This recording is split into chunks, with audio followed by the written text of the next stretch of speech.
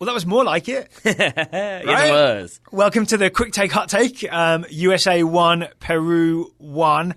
A result and a performance that we feel a lot better about, at least than we do the 4-2 defeat against Colombia. That is definitely true. Yeah, all right. And I'll say this. If this is the last game of the Dave Serican era, maybe this is a game that we can go with happy memories. Yeah.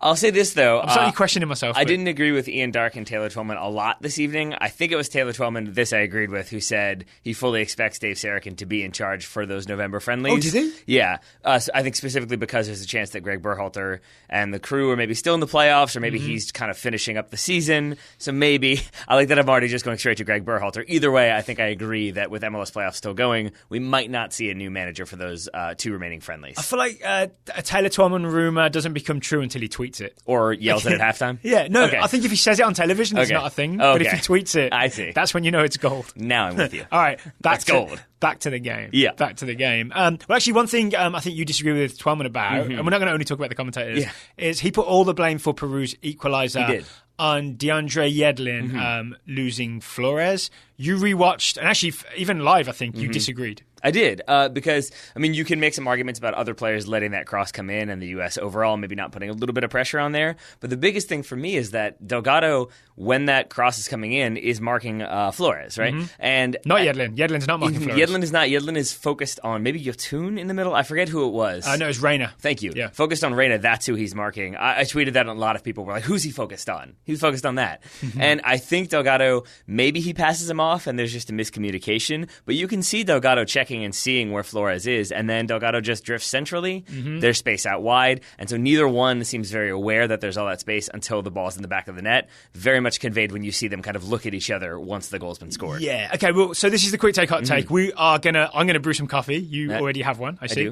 Then we're gonna rewatch and get a good read exactly on that goal. But that's our initial take, right? Is that it's actually Marky Delgado's fault, which is a shame because I think I quite liked most of what Delgado did, but mostly when he was playing central midfield and not being the emergency right winger. Yeah, I wouldn't disagree with that. The latest in a string of emergency right wingers on this team. This might be the first time that is true.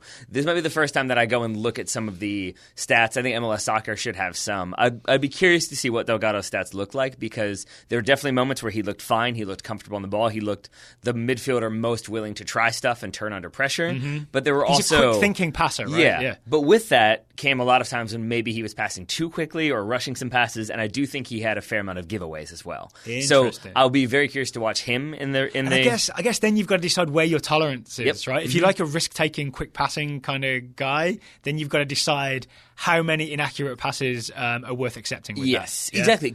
And this may be a little bit confusing, so I apologize in advance. But there is, you have to look at it from two perspectives of, is he trying to play fast because he sees runs that are on or space that can be taken advantage of? Or is he trying to play fast because he doesn't want to be caught in possession and he's a little bit nervous, so I'm just going to get rid of the ball. Yeah. But it looks better than it was. I guess it's the format. We'll know more when we rewatch. Yeah, so he's one I'm very curious to rewatch. One you and I talked about at halftime. I'm really want to see what CCV and Aaron Long are doing, specifically in the first half. So I want to say there's a lot of last-ditch tackles and clearances, but they were all more or less successful, obviously apart from the goal.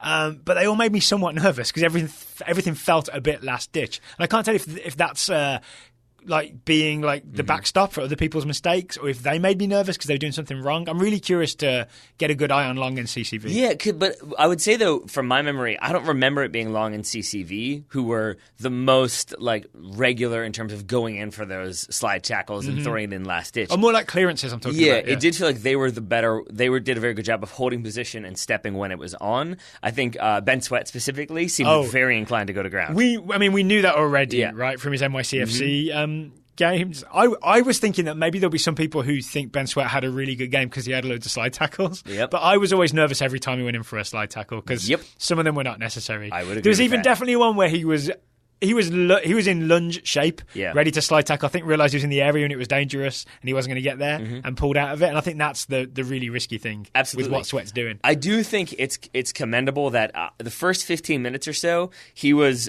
bound for maybe one of the worst games we've seen in a national team jersey since Breck Shea. He's going to get like -5 out of 10. Yeah, I mean, yeah. Like, do you remember that game? I wasn't here for it. The game where like Breck Shea like literally just dribbled out of bounds without any pressure. Yeah. That was like one of the worst games I think we've seen. Ben Sweat started off like the throw into nobody, then he dribbled out of bounds. He had a few of those, and then it culminates in the pass outside of the foot that goes to no one that leads to another counterattack for Peru. Yeah. And I mean this sincerely. It's a credit to him that he does sort of calm down. I feel like maybe went back to the basics, found his positioning a little bit. Well, didn't you think that he either had instructions from Dave Sarakin or decided himself to maybe just like play left back and attach himself to the left centre back, which would have been Aaron Long. Just kind of stay home a bit more and stay safe. Yeah, I think so. I think that's what we'll maybe see in that rewatch is he stays home, stays central a bit more. But we're saying that's probably a good solution to the nightmare he was about to have. Yes, right? I would definitely say that. He was having a nightmare and then he turned it into a lucid dream. He took control. Sure. The other side, a guy I'll be interested to rewatch is Reggie Cannon. I think he had a really good game. Yeah, I don't. Not that you did. I don't need to rewatch it to say he had a very good game, in my opinion. Both in terms of getting forward, but not looking out of his depth when attacking experienced players in Peru. I want to say right here, he is better on the ball than DeAndre Yedlin. We are more likely to keep possession and progress up the field when the ball is passed out wide right to Reggie Cannon than to DeAndre Yedlin. I want to agree with you. I just think I'm not quite... You're like Fox Mulder. Well, no, I'm just... No. I want to believe. Well, I think I think it'd be Scully in this one where I want to believe you, but I'm skeptical because I have a limited... I'm Fox Mulder. You're Scully. Yeah, I have limited data sets here. That's a surprising realization that I am Scully in this one. I definitely feel like the one who brings up more alien conspiracies on this show, but whatever. There you are. Either way, I'm with you, though, especially in this game. It was Reggie Cannon getting forward, certainly, but defensively, I don't remember him going to ground that often the way we do with Ben Sweat. It felt like he kind of kept position really well. He went in for challenges. He didn't back down. He never looked intimidated in what was a very big game for him career-wise. He looked like he belonged. His debut, right? His debut. And I think he would have played 90. I don't think Dave Sarakin subbed for we need Yedlin to stay out this game. I think you spotted it, right? He was injured. He injured himself. He pulled up, didn't come off, and then took a whack in midair and then came off in the last 10 minutes or so. Yeah, I forget what the sequence was, but it's Cannon wins the ball back, and then he kind of starts a counterattack. And the reason why it stood out to me is because he plays it forward and then just kind of stops suddenly and grabs the back of his leg, where I think in other situations he would have bombed forward and tried to facilitate more of an attack. Yeah. After that, U.S. plays for a couple more minutes. Then he lands heavily after flicking the ball out for, I think, a throw-in deep in the U.S.'s territory. That's when that substitution happened. So I know a lot of people were very mad at Sarakin.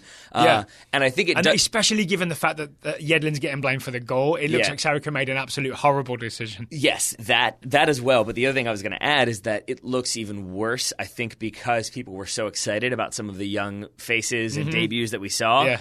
And then for the substitutions to be Bobby Wood, Julian Green, Michael Bradley, DeAndre Yedlin, it felt very much like, and now the veterans are coming Brian in. McBride came in. Exactly. So I think maybe that wasn't a planned substitution, and then they kind of had to adjust. So I don't think that was Dave Sarakin trying anything different. I think it was just replacing an injured player with the other right back. Exactly. As frustrating as that may have been in the end. Anything else that stood out in a quick take, hot take kind of way? Oh, I'm going to warn you, we're running out of time because we want to hit about 10 minutes. Yeah, I mean, we have to talk about him. It's Josh Sargent. I mean, Josh Sargent definitely stood out to me. Oh, he did the goal. He did. He done the goal. But even before that, he's another one like Ben Sweat, who those opening 10 minutes, he had a couple miscontrols, a couple bad passes, and then he really did. I think like he took a yoga breath, he soothed his core, and then he found himself. And it was after that, he was one who was willing to turn and willing to go at people, but willing to do like simple little flicks to cause problems for Peru. The one that nearly put Amon through on goal. Or did put Amon through, Yes. And then he, I think, tried to play to Timothy Weah,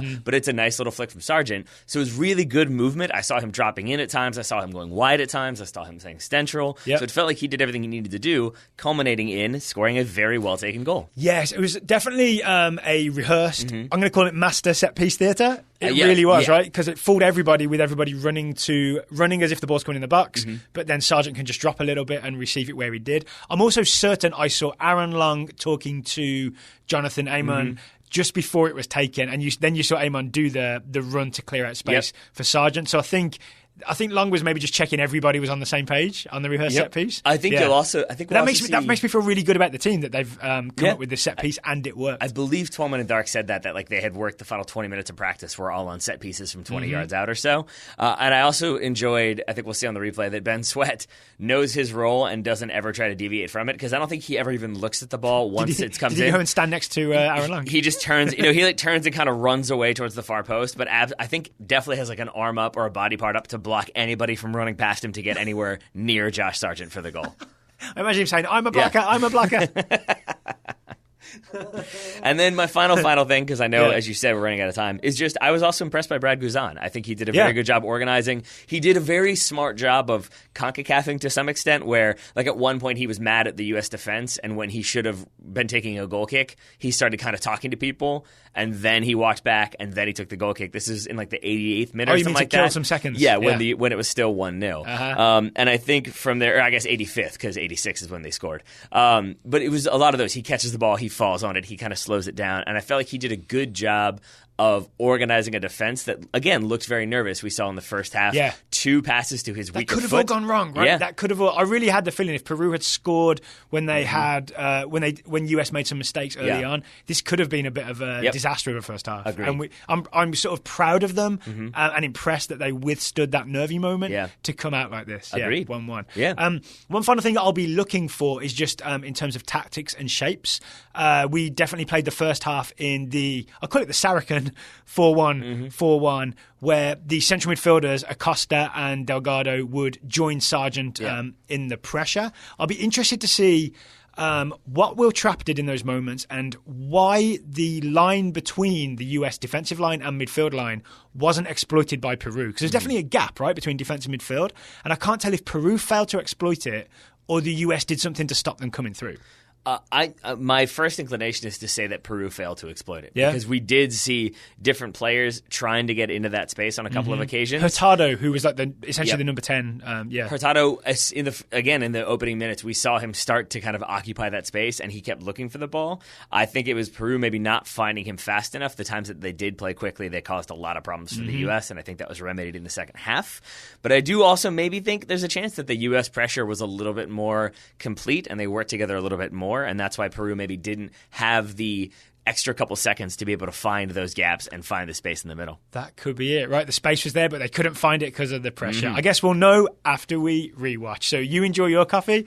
I'm going to brew some for me. Listeners, thank you for listening, and we'll be back later tonight with our long take, cold take.